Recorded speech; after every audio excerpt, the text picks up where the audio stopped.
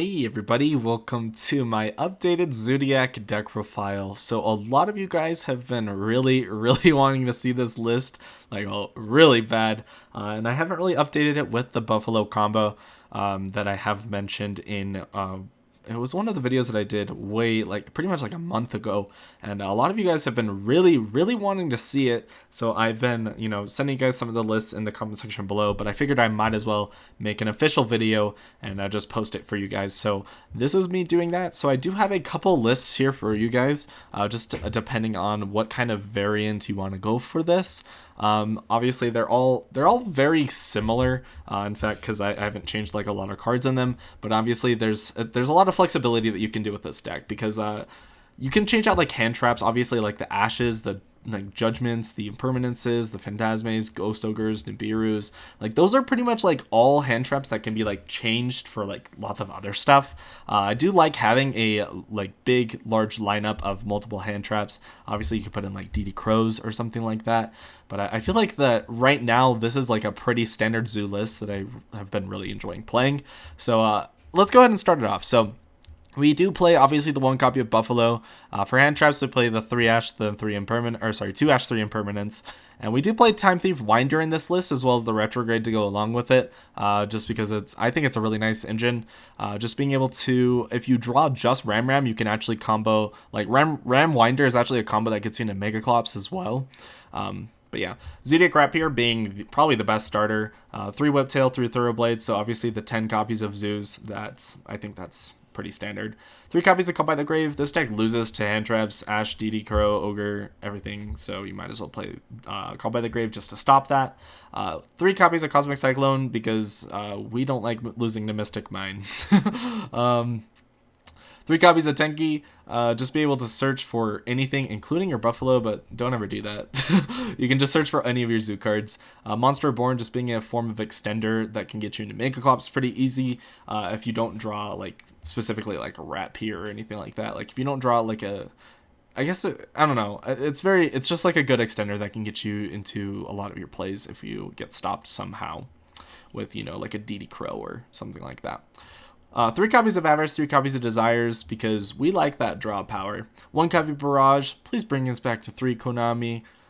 Honestly, I don't know if this card deserves to be at 3, just because people will abuse it in non-zoo lists, so that's unfortunate, and we do kind of have to deal with that. So unfortunately, I don't think they'll ever bring Barrage back to 3 for, at least the time being, because it'll be splash in rank 4 decks. But anyways, 3 copies of Impermanence, which is just fantastic, being like a hand trap that can't be called by the grave, which is really cool. 3 copies of Judgment, because I am trying for a going first list, because this list is obviously trying to end on Appaloosa with, like, forms of disruption, like Called by the Grave, not Monster Born, Impermanence and Judgments, as well as like Retrograde if possible. So that's like the idea. And then for the side deck, we play the 3rd Ash, 3 copies of Phantasme, because a lot of people are playing Halaky Fibrax, so just being able to basically have an easier access to Nibiru, I think is great. You're basically playing like 6 ways to get there. I mean, not necessarily, because this isn't like a guaranteed way to get into Nibiru, but it's a possibility. If you don't draw that Nibiru in your opening hand, you can Phantasme and try and dig for it, which I think is a really good thing. Ghost Ogre, just being able to, if you're playing against a Zoomier, pop their cards. Obviously, this should probably be DD Crow, honestly. 3 copies of Lightning Storm if you're forced to go second. 3 copies of Evenly Matched as well. So pretty much this entire side deck is like going second. So you'll take out whatever cards you don't need going first, or going second, technically, like the Judgments. You don't need those. Probably the Retrogrades as well. And, some other stuff, maybe like the Cosmics, depending on the matchup. And then you'll side in like accordingly. For the extra deck, we play 1 Redoer, 1 Tornado, 1 Borbo, 3 copies of Chakanine, 1 Trident, 1 Hammer Kong, and 2 copies of Tiger Mortar. Honestly, I think this is all you need. Sometimes you do run out, which is just unfortunate, but I mean, it happens. There's not really much you can do about it. I think 2 Tiger is a good amount. You could play 3 though, but I haven't really found it necessary to play the 3rd copy, but you could do it. one copy of Appaloosa, one Boral Sword, one Eagle, one Megaclops, and one Phoenix. So if you don't know the combo, which will be in the description below, by the way, Tenki is a 1-card Link 4, which is really crazy, and you get the Tenki back in hand, so you can use the Tenki for the next turn. So being able to get an Appaloosa with 3 negates and backing it up with like tons of back row is like kind of the idea. Which, I mean, this deck doesn't really specifically capitalize on that, which I do have the next list, which I'm going to be showing you as well. It's actually not this one, it's this one. This deck more capitalizes on not playing the Time Thief engine and just drawing into hard like disruption, like more copies of Warning. I specifically chose Warning because I don't think Strike is good, because Strike and Appaloosa accomplish the same thing, essentially, because you're going to be negating monster effects, both cases, so you might as well play Warning that can stop a normal summon as well. I just think it's more important to do that. This could be anything else as well, though. You could play Lost Winds, you could play Compulse, I guess, Dynamistus, Paleo Dynamistus, that's probably a good card to play. Karma Cut as well. I mean, I think the Dynamistus would obviously be a bit better just because it has synergy with Impermanence being able to special it back, and then you have a free body. So you could definitely try out Dynamistus. I think that would actually be a pretty good choice as well. But I opted to go for Warning and Judgments just because I felt like I like negating my opponent's cards. This list is basically the same. I cut the Time Thief engine, the Retrograde, and the Winders for Upstart Goblin and Warning, just so I have, you know, more consistency. And I think the rest of the deck is the same. So there's no other changes that I made between these two lists, as you can tell right here. Just the Time Thief package, and yeah, that's it.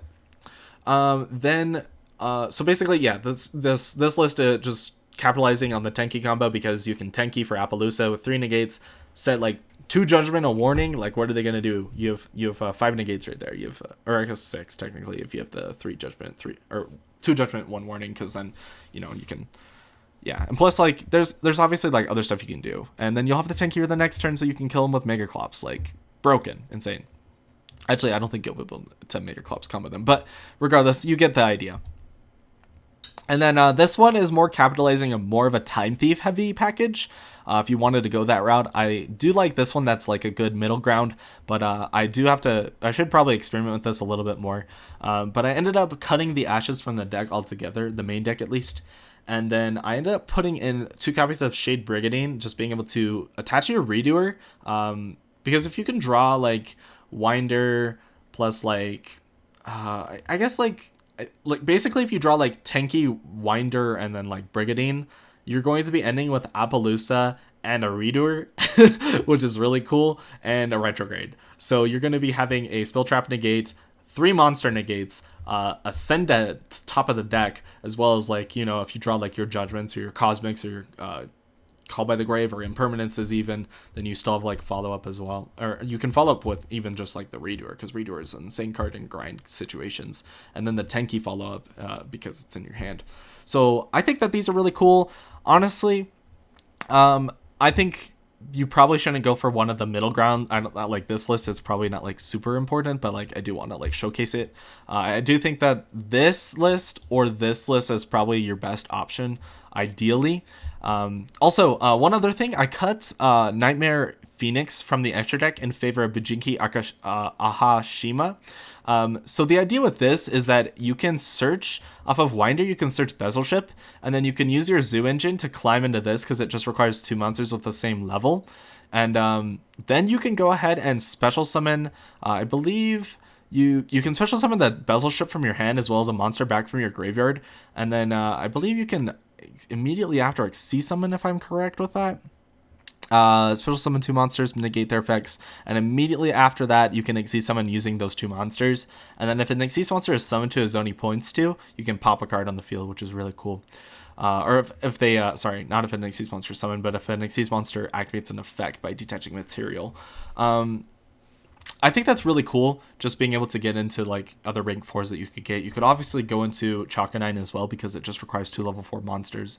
So yeah, that's going to do it for all of these lists. So yeah, I hope you guys enjoyed, and I will see you guys later. See ya.